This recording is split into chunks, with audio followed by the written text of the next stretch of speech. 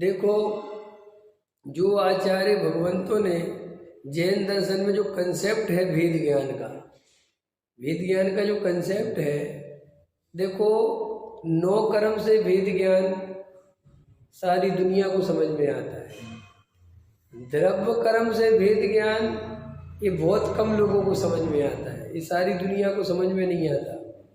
सारी दुनिया ये तो कहती है कि अरे सब मिट्टी में मिल जाएगा, मिट्टी में पड़ा रह जाएगा, खाली हाथ आया था खाली हाथ जाएगा, जिंदगी एक किराए का घर है, बदलना तो पड़ेगा, है ना। ये सब आप सामान्य जन ये बात तो समझते हैं कि संयोग का वियोग तो अनिवार्य है, और वो संयोग माने उसे जैन दर्शन में 9 कर्म के नाम से जाना जाता है। ख्याल में है ना।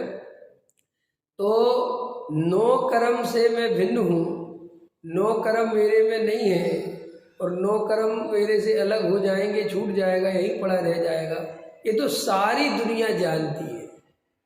लेकिन जैन दर्शन के दूसरी व्याख्या जो जैन दर्शन में है वो है द्रव्य कर्म। तो द्रव्य कर्म भी मेरे से न्यारा है, ये भी मेरा स्वरूप नहीं है, ये कर्म कर्म में है और मैं मेरे में हूँ, ये जानने वाले दुनिया में बहुत कम लोग हैं। बराबर है ना।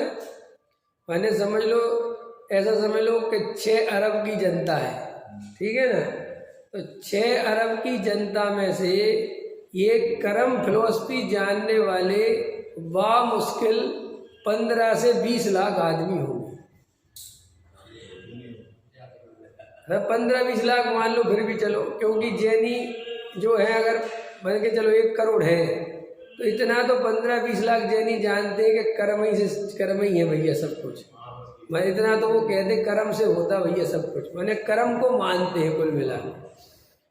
अब वो 20 लाख भी चलो आ गए, अब द्रव्य कर्म हो गए, 9 कर्म हो गए। अब तीसरा है भाव कर्म। ये भाव कर्म भी मेरा स्वभाव नहीं है, ये मेरा विभाव है। ये आत्मा के अंदर पाए तो जाते हैं, लेकिन आत्मा में नहीं पाए जाते, आत्मा के नहीं है। ऐसा जानने वाले, ऐसा मानने वाले उंगलियों पे गिनने जितने हैं, कितनी संख्या कम है। तो आपको हमें गहराई से विचार करना है कि आखिर जैन धर्म का जो एक कंसेप्ट है कि आत्मा जो समय सार में आचार्य कुंद देव, आचार्य अमृतचंद देव नमा समय साराए स्वानुभूत्या चकास्ते बोलते हैं, तो वहाँ जो समय सार है, समय सार का अर्थ क्या है रमेश जी? समय सार का अर्थ पता है कि नहीं?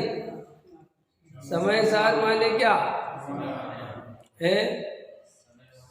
समय माने आत्मा, और सार माने आत्मा का सार। वो आत्मा का सार क्या है? चलो, अरे शुद्धात्मा। शुद्धात्मा माने क्या? मास्टर जी को पता होगा, बताओ मास्टर जी किसे कहते हैं समय सार?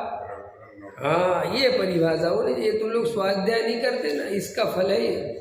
मास्टर जी ने व्यवस्थित स्वाध्याय किया है शुरू से। ये आप लोग मास्टर जी को कुछ नहीं समझते हो। मास्टर जी ने फिर शिक्षण शिविर माने कुछ नहीं समझते, माने उस रूप में उनको बहुत ज्ञान है। आप लोग अगर चाहो तो मास्टर जी से ही पढ़ सकते हो, इतना ज्ञान है मास्टर जी, ख्याल में है ना। लेकिन वे बहुत मंद कसाए हैं।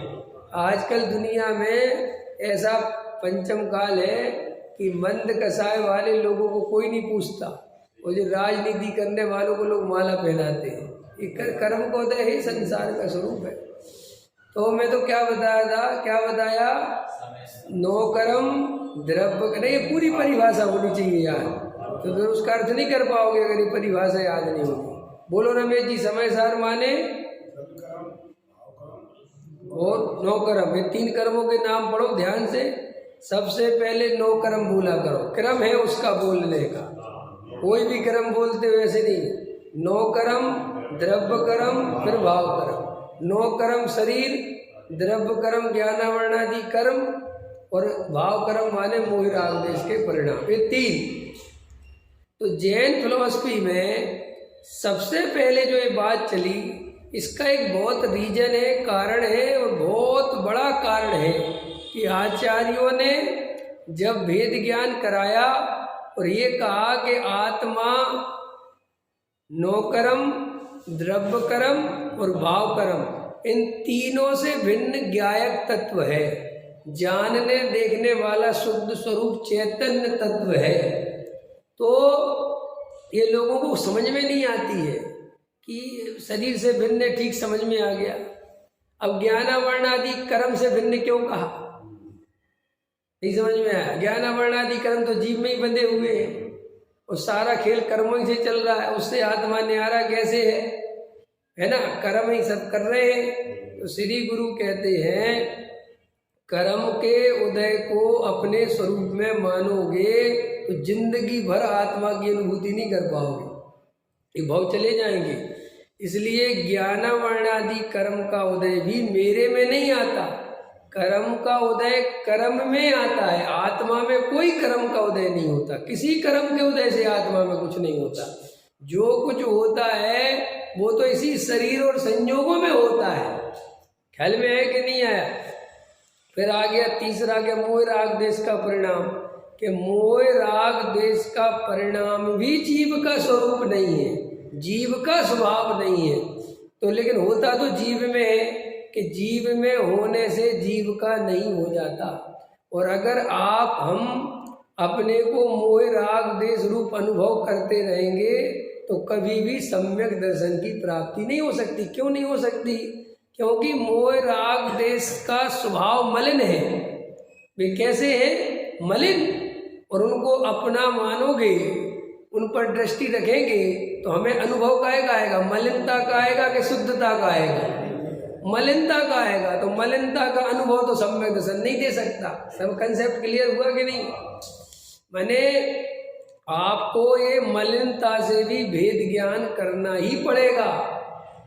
क्यों करना पड़ेगा? कारण बताया। ओके साहब, ये इसका मतलब ये है कि भेद नहीं है जबरदस्ती भेद ज्ञान करना, कि नहीं, भेद भी है। एक त्रिकाल स्वभाव है और एक समय की पर्याय में ये राग द्वेष है।